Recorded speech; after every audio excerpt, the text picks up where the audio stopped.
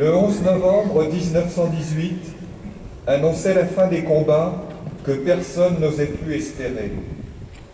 Cette date mettait fin au long cortège de morts, de blessés, de mutilés, de traumatisés, de veuves et d'orphelins qui accompagnaient la Grande Guerre depuis plus de 4 ans. Le centenaire du premier conflit mondial est l'occasion pour les Françaises et les Français de commémorer cette journée avec une émotion particulière, tant cette histoire est liée pour chacune et chacun d'entre nous à une histoire familiale.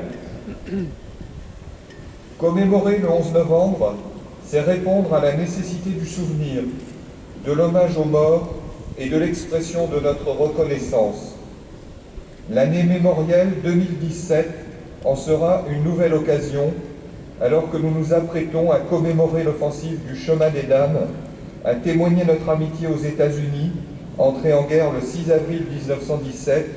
et aux Canadiens qui se sont illustrés dans la prise de Vimy le 9 avril de cette même année. Commémorer le 11 novembre, c'est aussi comprendre les droits des anciens combattants hérités de cette guerre et l'indispensable structure d'aide, de soutien et d'accompagnement. Créé dans l'urgence des combats en 1916,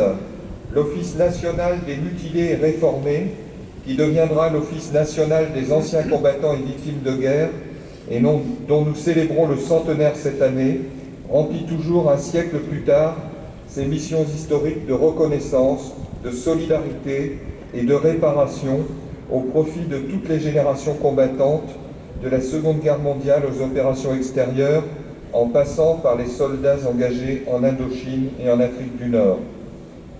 Soucieux de pérenniser et d'inscrire dans la pierre l'hommage rendu chaque 11 novembre aux morts pour la France dans les théâtres extérieurs, le président de la République a décidé qu'un monument, dont les travaux seront lancés en 2017 à Paris, sera dédié à ces femmes et ces hommes qui ont payé de leur vie leur engagement pour la défense de notre pays et de ses valeurs. Ce futur haut lieu de la mémoire nationale entend témoigner à la jeune génération combattante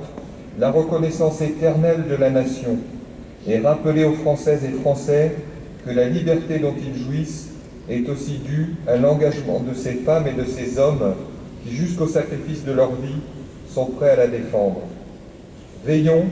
à ce qu'aucun de nos enfants ne l'ignore en poursuivant l'indispensable travail de mémoire.